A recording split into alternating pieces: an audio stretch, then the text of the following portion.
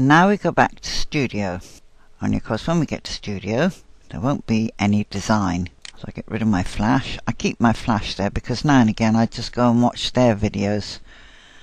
And I go Design, Open Recent,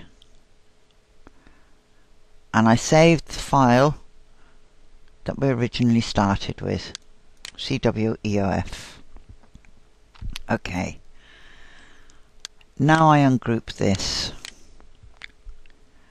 And I tell that, ungroup one.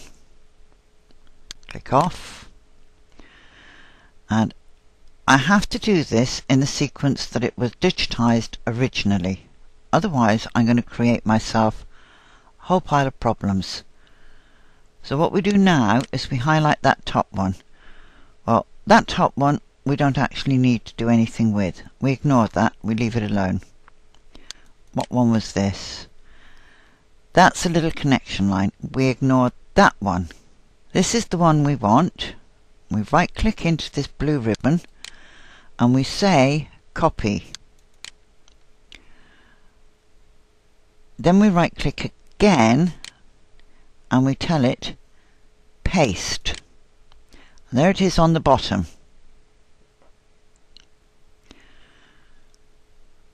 And we go straight in and we tell that create a connection and we look to see where the connection is. And there's the connection, and I'm just going to tell that generate stitches because it's fine where it is. And I come down to this one again and I right click and I go parameters and I tell it I want satin stitch density 18 and I want a pull comp of 2. Now you always set your satin stitch first when you're doing this bit. I don't really need, or do I? No, I don't want auto select. And I go to width and I tell that I want 1.3, which is not very big, believe me. I tell that apply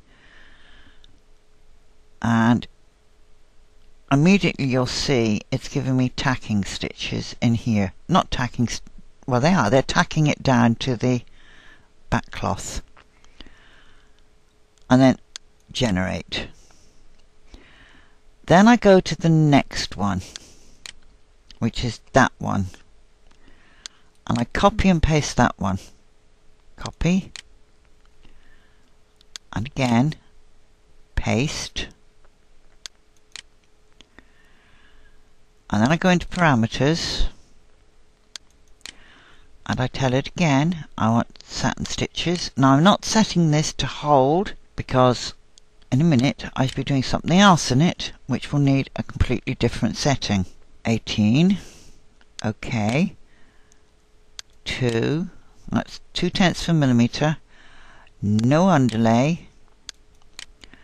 Width 1.3. OK. Generate.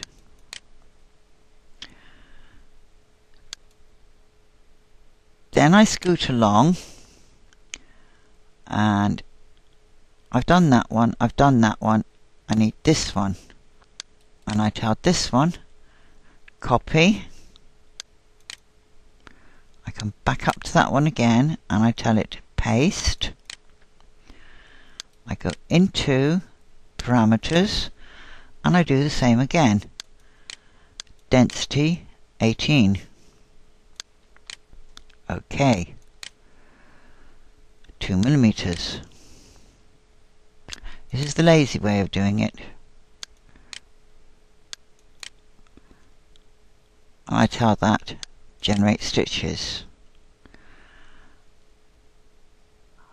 Then I come on to this one. And that one is gone too far. I don't need him. I've missed one.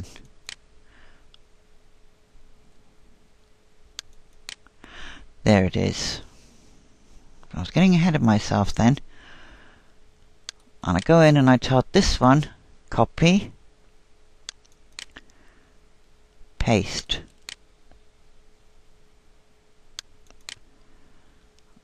And then I go into this, parameters, and I'm bound to get a jump stitch somewhere.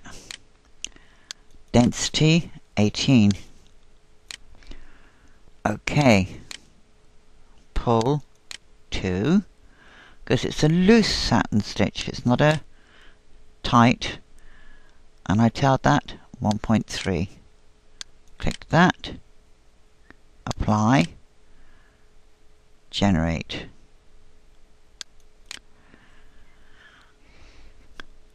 Now I've got to put something down here, because you'll notice I haven't got a zigzag here. So I click off my image and I go and I pick up my run line tool. I hit my numeral 3 key. That gives me the last node of my previous object. I turn my edge to straight. I'm going to move my screen so I can see where it is I'm going. I hold down my control key because that will give me a straight line. And of course I forgot my graphics not on the straight, it's on the squiff. And I tell that finish object. I highlight it, I go into parameters, and I tell it satin, density 18. I click that and I say OK, 2, width 1.3. OK. Generate stitches. So you stitch all these first, and let's go and close all these up again. 1, 2, my little connection stitch, 3, 4, 5, 6, 7, and I think that's it. I think this next one is that little stitch there, and then I say group, and that's all those out of the way. You've stitched all those, you take the hoop off, you do your business with your water soluble, you put your hoop back on, and then you stitch these. That's that one, that one, that one, that one, and that one. So now I'm going to tell those group 1. Now I'm going to change the colour. I'm going to make the first one green. Okay? Because that's what you're stitching out first. Then I'm going to make the second one. Actually, I'm doing this the wrong way around. Make this one amber. I'll make that first one red. Red, amber and green. You'll be stitching this all in one colour incidentally. This is only to help you. Maybe I'll make that a slightly different amber. It's very red looking. We'll make it purple. That's better. That's what you stitch first. Take your hoop off, cut your fabric out, attach your water soluble, put it back onto your machine, and this is what you stitch second. And this is what holds it down to your water soluble. Now all your bits of sellotape that you put in, you can now remove. They do come off the water soluble easily enough and off here, and if you don't press them down hard, they will lift easily. And of course, they will have perforated. Now if you don't fancy using sellotape, then you've got to find some way of making certain that those bits of fabric which really are now able to bounce around are held until this has gone in. That stops them bouncing around. And it's fairly important that you get them right, because there's no forgiveness in machine embroidery. It's not like free motion embroidery where I can think, oh, that's moved a bit, so I'll just move my hoop and stitch over where it is now. And that's what I meant when I said free motion embroidery gave me a lot more freedom. Right, so we've moved on, and I'm going to lower this and take it into 3D, and there's where our design has got to at the moment. And in the next video we will start putting in our Richelieu bars, and then we'll finally put in our satin stitch edging.